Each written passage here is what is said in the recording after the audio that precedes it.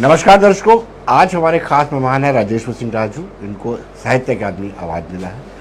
राजेश्वर जी, आपका स्वागत है। और सबसे पहले मेरा यही सवाल होगा कि आप कैसा महसूस कर रहे हैं? बेसिकली देखा जाए तो ऐसा अवार्ड पाना अपने आप में गर्व तो महसूस करवाता ही है। जी। थोड़ी सी सेटिस्फेक्शन भी होती है, संतोष होता है उससे। जब यानी आपने जो आपने लगातार कंट्रीब्यूट किया है, काम किया है, आपको अप्रिशिएशन नहीं मिले, अवार्ड मिलता है तो उसमें संतुष्टि आती है।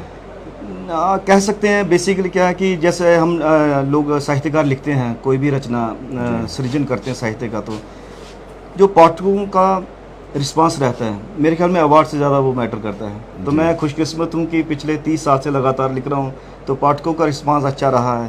जी। सरकारी गैर सरकारी संस्थाएं अक्सर सम्मानित भी करती हैं, लेकिन साहित्य अकादमी का पुरस्कार अपने आप में मायने रखता है, तो मैं इसके लिए खुश हूँ।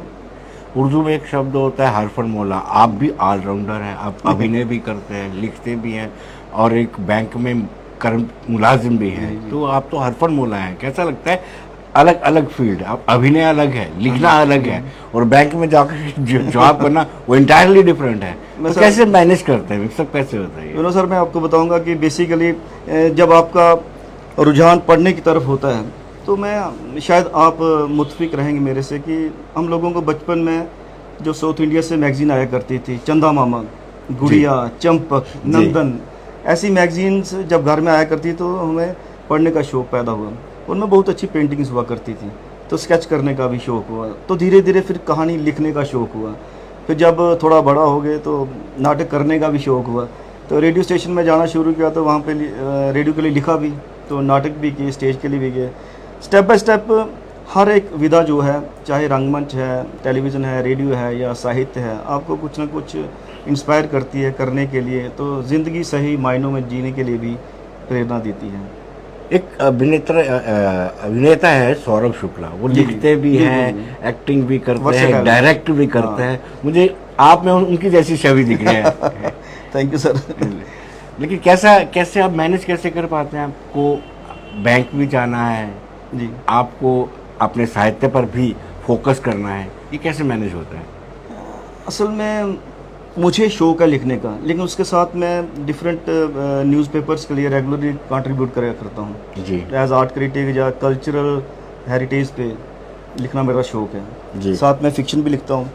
तो जो मैं राइटर लिखता हूँ बेसिकली डिफरेंट मैगजीन्स के लिए या न्यूज़पेपर्स के लिए, वो कंपाइल करके मैं बुक फॉर्म में फिर पब्लिश भी करवाता हूँ। लेकिन फ़िक्शन की तरफ मेरा शुरू से ही रुझान रहा है। जी। हम लोग कहा करते हैं कि हम लोगों के पास टाइम नहीं है, ऐसा नहीं है। अगर आप में जुनून है लिखने का, तो आप टाइम मैनेज कर सकते हो। जी। मैं खुद भी, जैसे आजकल सैटरडे संडे, सेकंड सैटरडे छुट्टी रहती है बैंक में, तो फोर्थ सैटरडे भी छुट्टी रहती है, तो 2 दिन मिल जाते हैं कम से कम। अगर आप क्रिएटिव इनपुट कुछ देना चाहो, लिखना चाहो, तो वक्त की कमी नहीं है, लेकिन पैशन होना बड़ा ज़रूरी है। तो पैशनेट हूँ इसीलिए शायद। जी। जी।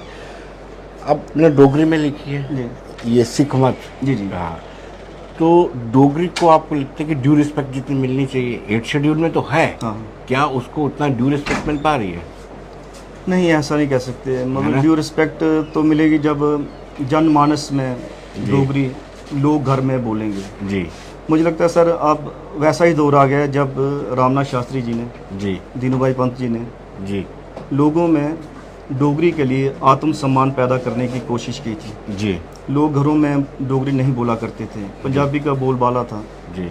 शासन में भी, प्रशासन में भी। तो लेकिन लोगों को जब इंस्पायर किया गया कि आपकी मातृभाषा है, मैं सबसे एक बात पूछना चाहूँगा, जब आपको कोई पूछेगा कि आप कहाँ से बिलोंग करते हो, आप बिना झिझक के बोलोगे कि डुग्गर प्रदेश से, जम्मू से। जम्मू बेसिकली डुग्गर प्रदेश है। जी। आपकी हेरिटेज क्या है? डोगरा विरासत। जी। आपकी ज़ुबान क्या है? डोगरी।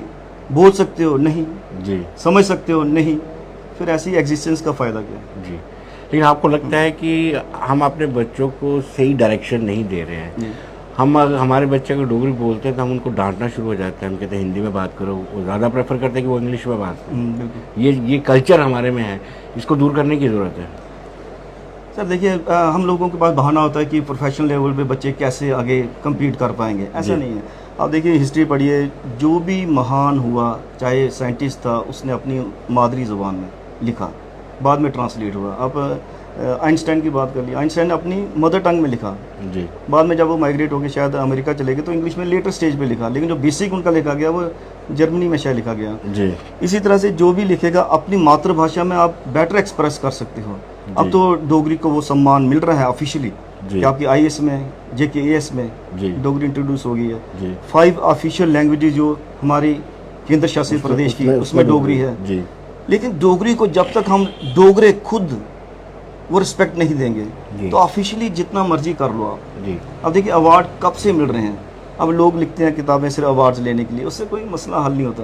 जी आप ऐसा लिटरेचर लिखिए कि लोग पढ़ें और इंस्पायर होके बच्चों को भी बोलें कि आप भी डोगरी बोलो। राजेश्वर जी, हर फील्ड में डिस्क्रिमिनेशन होता है, क्या आपकी फील्ड में भी पक्षपात है, पक्षपात के अंश है मौजूद? अब नहीं कहूँगा क्योंकि अब अवार्ड मिल गया अगर अवार्ड नहीं मिलना होता नहीं, मैं तब भी नहीं कहता सर। जी। हमारा काम है लिखना, उसके बाद अवार्ड मिले ना मिले, मिल जाए तो बेटर है। प्रोसेस में अगर आपको पाठक से अभिनय में आप कहाँ पहुंचे हैं, किस हद तक आपको अभिनय, और कौन सा अभिनेता आपको अच्छा लगता है? अभिनय मैंने शुरुआत में मैंने रंगमंच काफ़ी किया जी। और उन दिनों स्ट्रीट प्ले का काफ़ी दौर रहा। मैं इंडियन पेपर थिएटर एसोसिएशन से जुड़ा रहा, इप्टा के साथ, जिसको हम कह सकते हैं शुरुआती दौर में नुक्कड़ नाटक की नींव उसी ने रखी। फिर डुगर मंच ने भी काफ़ी नाटक किए, मैच्योर थिएटर ग्रुप ने भी किए, मुश्ताक आग जी ने। लेकिन उसके बाद प्रोसीनियम थिएटर होता है जो अंदर किया जाता है, इंडोर थिएटर किया, तो उसमें भी किया। तो एज एक्टर मेरे पास एक्चुअली सर उसके बाद मैं 90 में मेरा जॉब लग गया, बैंक में लग गया, तो वो टाइम दे नहीं पाया थिएटर को। थिएटर में रिहर्सल चाहिए, कंटिन्यूटी चाहिए, ट्रांसफरेबल जॉब है। लेकिन उसके साथ मैंने अपने आप को रेडियो नाटकों या टेलीविज़न के लिए काफ़ी एज एक्टर काम किया। जी जी। तो लेकिन आपको कौन सा अभिनेता पसंद है जिसको आप चाहते हैं कि वो उसमें उसको अपने आप में ढाला जाए? अभिनेता सर कोई नहीं अच्छा होता, देखा जाए जैसे ट्रीटमेंट आपको मिलता है ना, कई बार आपको नसीरुद्दीन शाह बहुत अच्छा लगता है, ओमपुरी बहुत अच्छा लगता है, कई बार ओमपुरी की जगह अगर आप अमरीश पुरी देखोगे वो भी कमाल कर देते हैं। ये बेसिकली जो मीडियम है, medium of expression, different medium of expression है। रेडियो ऑडियो मीडियम है, उसमें डिफरेंट एक्सप्रेशन है। जैसे हमारे जितेंद्र सिंह जी हैं, रेडियो के बहुत बड़े आर्टिस्ट रहे हैं। जी ये ऑनरेबल मिनिस्टर है ना, हाँ, ये भी बहुत अच्छे आर्टिस्ट रहे हैं रेडियो के। इसी तरह से रंगमंच में भी बहुत अच्छे आर्टिस्ट रहे हैं, तो इम्प्रेशन रहता है। लेकिन क्या कह सकते हैं, जैसे चाणक्य एक यहाँ पे प्ले आया था, बहुत अच्छा, उनका नाम नहीं मुझे याद आ रहा, बहुत अच्छा उन्होंने काफ़ी रोल किए हुए हैं, वो इंस्पिरेशन देते हैं ऐसे लोग। तो फिल्म के हिसाब से किया जाए तो फिल्म में राजेश खन्ना मुझे बहुत पसंद है। बहुत अच्छा आपने बताया।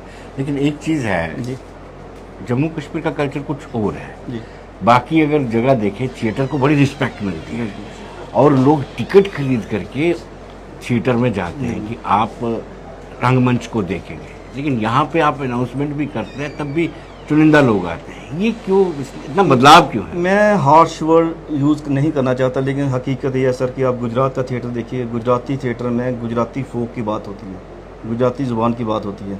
हमारे यहाँ पे क्या है कि विलियम शेक्सपियर को करेंगे, लेकिन लोकल राइटर को कभी भी जो निर्देशक है वो उसका मॉरल बूस्ट नहीं करता, उसको प्ले को स्टेज भी नहीं कर पाता जब तक आप फोक को अपनाएंगे नहीं।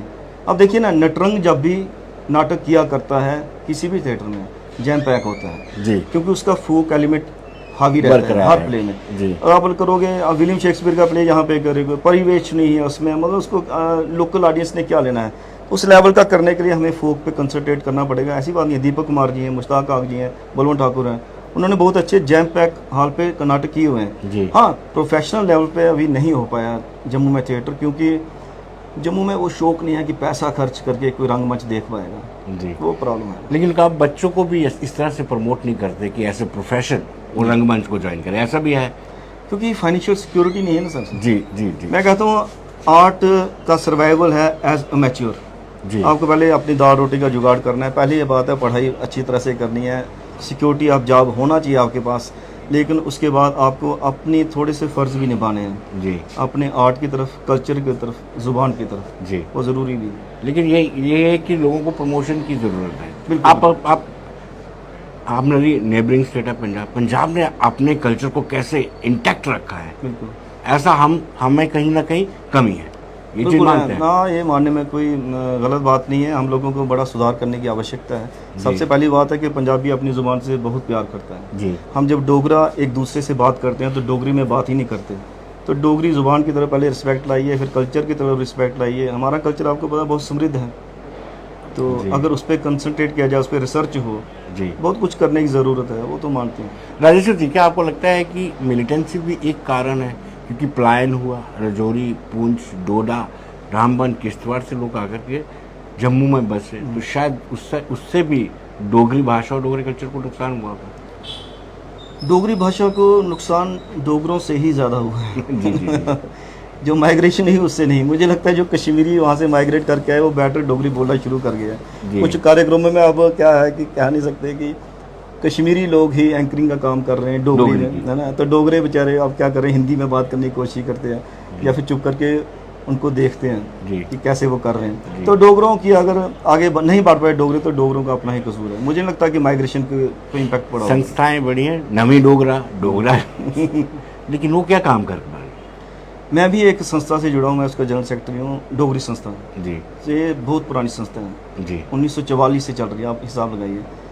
तो मोर देन अब 78 ईयर्स जी मतलब पुरानी संस्था होगी और रेगुलर काम कर रही है। जी संस्थाएं जितनी अच्छी हों अच्छी बात है, लेकिन पॉलिटिक्स नहीं होनी चाहिए संस्थाओं में। जब आप ज़ुबान की बात करते हैं, कल्चर की बात करते हैं, हेरिटेज की बात करते हैं, तब तो इकट्ठे आ जाओ। जैसे 8th शेड्यूल के समय जब डोगरी को इंडक्ट करवाना था, तो सारी संस्थाएं व्यक्तिगत तौर पर भी सारे इकट्ठे हुए एक बैनर के तले। तो मैं चाहता हूँ कि जब अपने कल्चर की बात हो तब ये डिस्पैरिटी नहीं होनी चाहिए। मैं उस संस्था को बिलोंग करता हूँ, उस संस्था को बिलोंग करता हूँ, किसको क्रेडिट मिलना चाहिए। जी क्रेडिट अगर सभी को मिलता है उस चीज़ का, अगर आपका प्रमोशन होता है कल्चर का, तो संस्थाएं जितनी हो अच्छी बात है, जी लेकिन संस्थाओं में पॉलिटिक्स नहीं होनी चाहिए। जी। डोगरी को 8th शेड्यूल में शामिल करवाने में स्वर्गीय अटल बिहारी वाजपेयी जी का बड़ा रोल हाँ रहा हाँ, है। बिल्कुल बिल्कुल। और बाकी जितने भी संगठन थे यूनाइट होकर के गए थे तभी 8th तभी शेड्यूल में। अच्छी लेकिन जितना रिस्पेक्ट मिलनी चाहिए डोगरी को अभी वो मिल नहीं रही है। कोशिश जारी है। मतलब लोग अब लिख रहे हैं डोगरी को, लोग अब इंटरनेशनल लेवल पे भी डोगरी सोशल मीडिया के माध्यम से जा रही है। जी म्यूज़िकल फॉर्म में जहाँ फोकलोर जितने हैं, छोटे छोटे स्किट्स लोग डाल रहे हैं।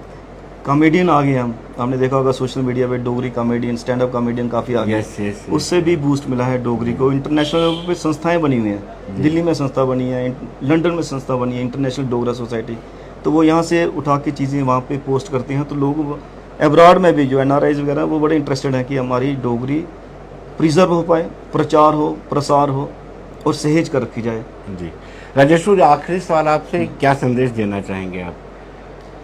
मैं इस काबिल नहीं हूँ मैं किसी को संदेश दे पाऊँ, लेकिन मैं जो मेरे मन की बात है मैं कहना चाहूँगा कि हमारी मातृभाषा हमारी जड़ें हैं। बेसिकली जड़ों से जो आदमी टूट जाता है उसका अस्तित्व खत्म हो जाता है।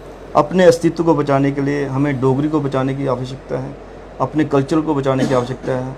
हेरिटेज भी बचेगी और हम एज डोगरा सर्वाइव भी कर पाएंगे। तो हिस्ट्री में सिर्फ ये नाम ना लिखा रह जाए जी कि once upon a time Duggar Pradesh हुआ करता था, जी। वहाँ पे डोगरे रहा करते थे जिनकी ज़ुबान डोगरी थी। जी। ऐसा नहीं है। राजेश्वर, बहुत बहुत शुक्रिया आपका, धन्यवाद। शुक्रिया।